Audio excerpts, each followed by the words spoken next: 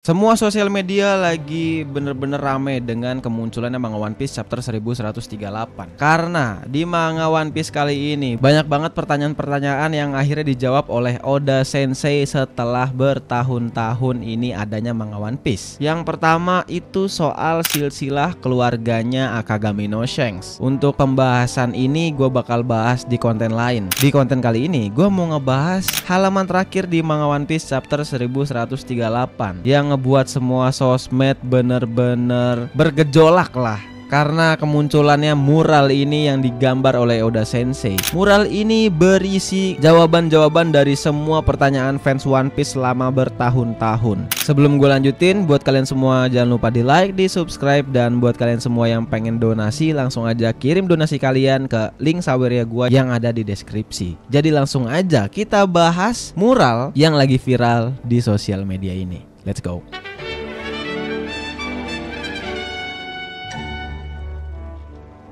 Di chapter 1138 di halaman terakhir ini merupakan kisah atau bisa gua bilang timeline waktu dari sebelum era abad kekosongan, era abad kekosongan, dan era saat ini. Jadi karena mural ini menurut para bangsa raksasa ada sebelum era abad kekosongan, berarti ini adalah sebuah ramalan dari zaman era sebelum abad kekosongan sampai sekarang. Dan mural ini tuh menurut gua menjawab beberapa pertanyaan-pertanyaan para fans One Piece. Yang pertama, gimana dunia One Piece ini terbentuk? Kenapa bisa ada red line di tengah-tengah dunia One Piece yang memisahkan 4 lautan ini? Gimana sih asal-usulnya buah iblis? Kenapa Zunisa dihukum sama Joy Boy selama ini? Dia ini ngelakuin kesalahan apa? Dan yang terakhir, gimana cara Luffy bisa mengalahkan Im Sama? Jadi di buku kitab suci Harley ini menceritakan 3 fase dunia timeline One Piece. Ada fase 1, fase 2, fase 3. Dan buat kalian yang belum tahu, di setiap fase ini pasti ada Dewa Matahari dan Dewa Bumi. Bisa gue bilang seluruh cerita One Piece ini adalah pertikaian antara 2 dewa, yaitu Dewa Matahari dan Dewa Bumi ini. Langsung aja kita bahas lebih detail tentang 3 fase yang tadi gua sebutin.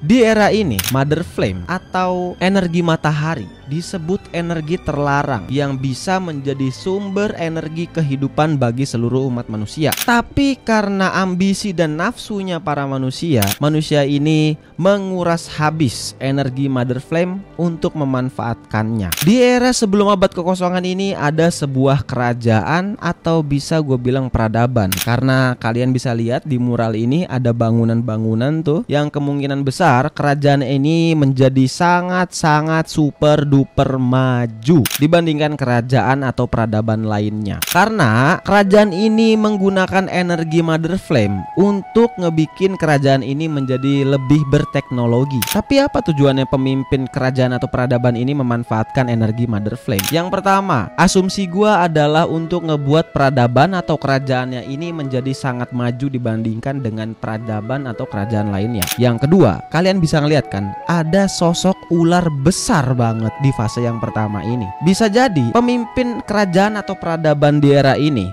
memberi energi Mother Flame kepada sosok ular raksasa besar ini dengan tujuan supaya ular raksasa ini bisa melindungi kerajaan atau peradaban ini, guys. Dan banyak banget para budak yang dipekerjakan untuk bekerja di pabrik pembuatan energi ini. Dan para budak ini nggak adil dipekerjakan sama pemimpin kerajaan atau peradaban ini. Sampai pada akhirnya para budak-budak ini berdoa kepada sang Dewa Matahari yang bernama Nika. Dan karena hasil doa para budak, sampai pada akhirnya sosok sang Dewa Matahari Nika muncul. Kalau disambung-sambungin dengan kaum Buccaneer yang kemarin diceritakan pada saat flashback Kuma, bisa jadi alasan kenapa para kaum Buccaneer ini sangat memuja-muja Dewa Matahari atau Nika atau Joy Boy di era abad kekosongan, karena kayaknya emang kaum Buccaneer ini adalah emang beneran budak dulunya di era sebelum abad kekosongan untuk bekerja di bawah pemimpin suatu kerajaan atau peradaban ini. Karena munculnya sang Nika Dewa Matahari, akhirnya sang Dewa Bumi marah. Tapi gua masih belum konfirmasi, belum bisa tahu siapa sebenarnya nama Dewa Bumi di era sebelum abad kekosongan karena di sini nggak tertera sama sekali. Asumsi gua pemimpin atau raja di era ini itu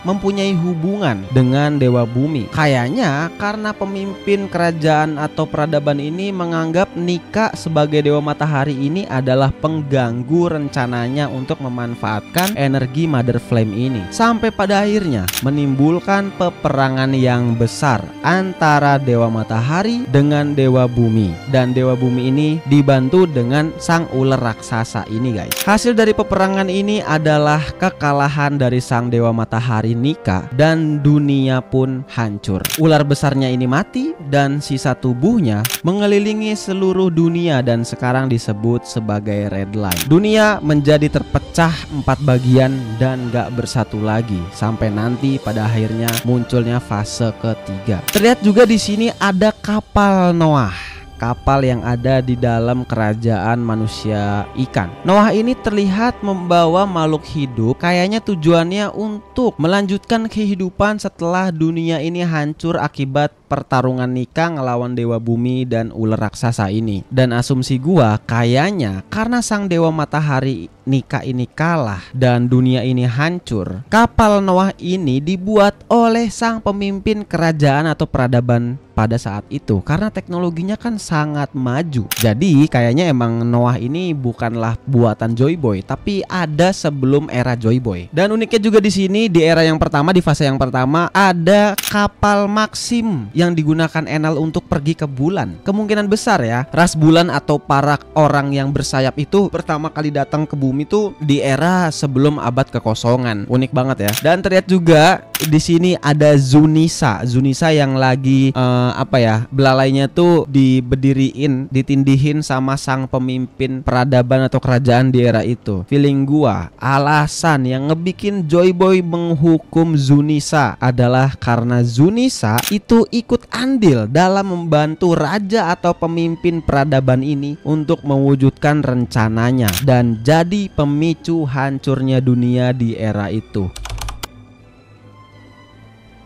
Di fase yang kedua ini menjadi fase lahirnya buah iblis, dan biasa kita sebut sekarang adalah abad kekosongan. Hembusan napas muncul di tengah kehampaan. Menurut asumsi gua, Mother Flame kembali digunakan oleh kerajaan kuno, oleh peradaban atau kerajaan yang udah ada dari era fase yang pertama, era sebelum abad kekosongan. Kan karena kalahnya Nika, kayaknya emang peradaban atau kerajaan di fase yang pertama tuh masih ada sampai ke era abad kekosongan. Di sini juga tertulis dewa hutan melepas para iblisnya. Kemungkinan besar munculnya sebuah pohon raksasa atau sekarang kita sebut pohon Adam yang berbuah. Asumsi gua, buah ini yang menjadi asal mula buah iblis. Buah iblis ini dan pohon Adam ini muncul karena impian dan doa para manusia di era ini untuk mencapai puncak evolusi sesuai dengan apa yang udah Dr. Vegapunk katakan sebelumnya. Dan di era ini tuh ada 2 orang yang mendapatkan buah iblis yang sangat kuat. Yang pertama,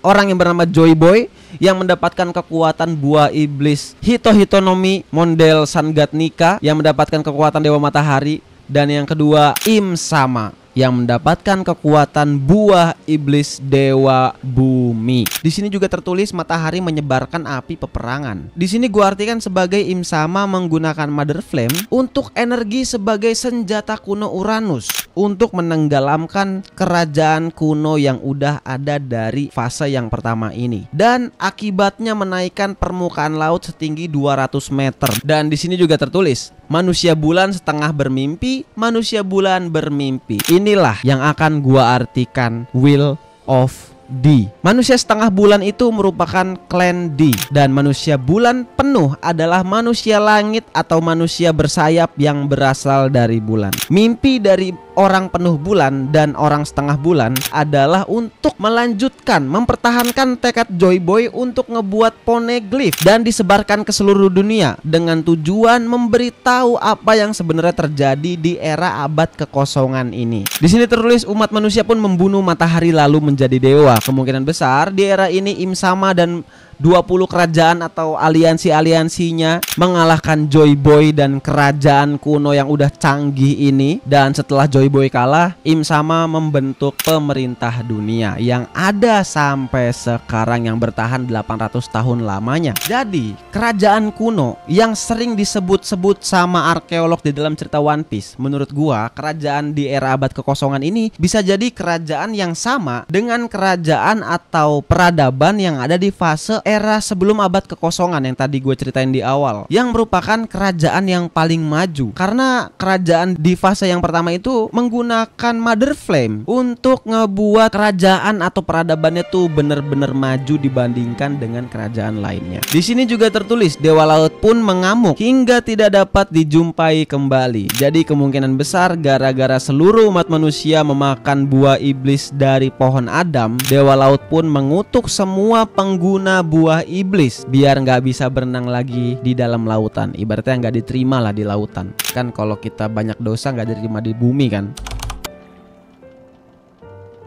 Di sini tertulis ada yang hilang di tengah kekacauan. Kayaknya ini adalah kebenaran yang ditutupin sama Im Sama dan pemerintah dunia tentang abad kekosongan di tengah era bajak laut merajalela selama 800 tahun ini, guys. Di sini juga tertulis bayang-bayang penuh penderitaan mengingatkan akan hari perjanjian. Asumsi gua, Im Sama ini bener-bener ketakutan dan terbayang tentang Clan D yang beneran akan mengalahkan dia dan menghancurkan pemerintah dunia yang udah Im Sama bentuk di 800 tahun yang lalu. Di sini Im Sama mengawasi Clan D yang mencari kebenaran dari sisa-sisa masa lalu akan kekalahan Joy Boy. Feeling gua Im Sama nih kayaknya udah tahu soal lukisan ini, udah tahu soal ramalan yang terjadi di eranya dia. Di sini juga tertulis setelah mendengar suara bulan terbelah, sang dewa matahari akan menari, tertawa, lalu menghantar pada penghujung riwayat dunia. Di sini maksudnya itu adalah Luffy, sang dewa matahari di era yang sekarang atau dewa matahari baru, datang kembali menjadi fajar baru atau menjadi harapan baru lah dari semua umat manusia. Dia ini menyatukan seluruh ras di seluruh dunia untuk perang melawan pemerintah dunia dan Im Sama. Sampai pada akhirnya Luffy dengan kekuatan uniknya yang bisa ngebuat orang di sekitarnya menjadi teman atau aliansi, bisa menyatukan seluruh ras di seluruh dunia yang ngebikin pemerintah dunia dan Im Sama kalah. Jadi itu dialah analisis kira-kira teori gua tentang mural yang ada di halaman terakhir chapter 1138. Mungkin kalian ada yang mau nambahin atau kalian punya teori lagi atau kalian punya teori lain tentang halaman terakhir di chapter ini, silahkan kita diskusikan di kolom komentar, guys ya. Oke guys, terima kasih semuanya yang udah nonton. Jangan lupa like, komen, dan subscribe. Jangan lupa kirim donasi kalian ke link yang ada di deskripsi, ke link Saweria gua, karena itu yang bikin gua tetap semangat bikin konten One Piece dan anime lainnya. Terima kasih semuanya yang udah support gua. Sampai jumpa di next konten. Bye bye guys.